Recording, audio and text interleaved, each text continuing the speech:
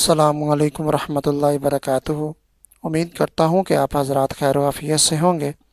अल्लाह ताला मुझे और आपको हम सब को खुश और आबाद रखे और हम सब को तमाम मुसीबतों और परेशानियों से महफूज फरमाए।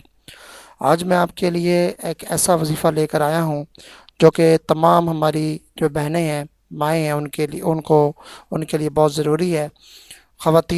ख़वातीनों के लिए ज़्यादा ज़रूरी है। शौहर को अपनी मोहब्बत में गिरफ़्तार करें। शौहर आप पर इतना मेहरबान हो जाएगा कि आप देखती रह जाएंगी। शौहर का प्यार भरा रवैया अपनी आंखों से देखेंगे आप। तो वजीफ़ा जो है ना, वो मैं शुरू करने से पहले आपसे इल्तमास है कि चैनल को सब्सक्राइब कर लें, नीचे बेल आइकॉन पर भी क्लिक कर दें ताकि न्यू वीडियो आप तक बर वक्त पहुँच सके। तो तमाम मैं औरतों को पैगाम देना चाहता हूँ कि आप अपने शौहर की जो है ना वो फर्माबरदारी किया करें। शौहर जो है ना वो आपके हकूक़ भी अदा करते हैं, तो आप भी उनके हकूक़ अदा किया करें।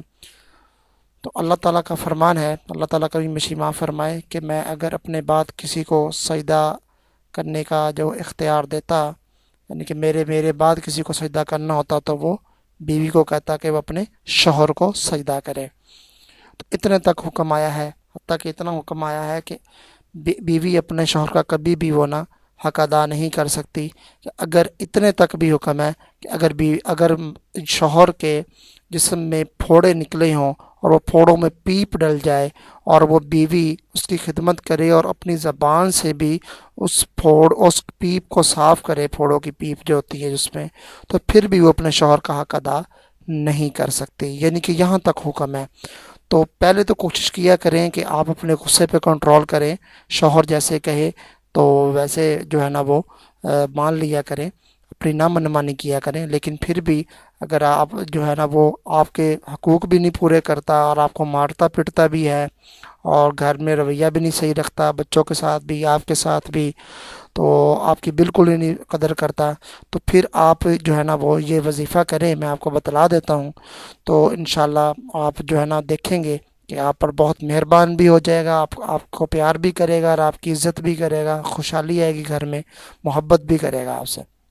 तो शौहर को अपनी मोहब्बत में गिरफ़्तार करने का जो है ना वो वजीफ़ा ये है कि आपने सबसे पहले जो है ना वो ये 3 काम मैं आपको बता देता हूँ। ये वजीफ़ा समझ लें या आप इसे जो है ना वो अमल समझ लें, ये आपने लाजमी करने। नंबर 1 पे ये काम है कि आपने ग़ीबत छोड़ देनी है। किसी की ग़ीबत नहीं करनी, यानी कि कमर के पीछे उसकी बात करना, ग़ीबत इसे कहते हैं। किसी की बात उसकी कमर के पीछे करना, मुंह के ऊपर उसके वो बात ना करना, इसे कहते हैं ग़ीबत। आपने किसी भी शख्स की ग़ीबत नहीं करनी किसी के आगे, ठीक है? ग़ीबत करना छोड़ दें। नंबर 2 पे नमाज नहीं छोड़नी, 5 वक्त की नमाज पढ़नी है आपने। नमाज एक भी नहीं छोड़नी, 5 वक्त की नमाज पढ़नी है। और फ़र्ज़ नमाज के बाद आपने दुआ में अपने शौहर की मोहब्बत मांगनी है अल्लाह से, ठीक है? नमाज बिल्कुल नहीं छोड़नी। 2 काम हो गए।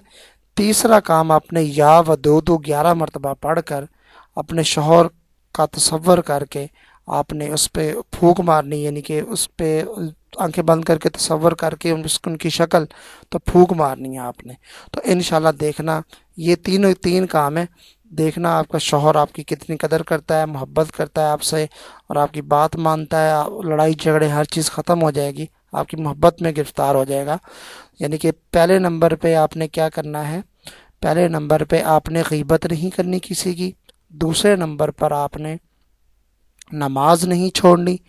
तीसरे नंबर पर आपने या वदूदु 11 दफ़ा पढ़कर अपने शौहर की शक्ल का तसव्वुर करके आंखें बंद करके आपने फूंक मारनी है कि मैं दम कर रही हूँ उन पे।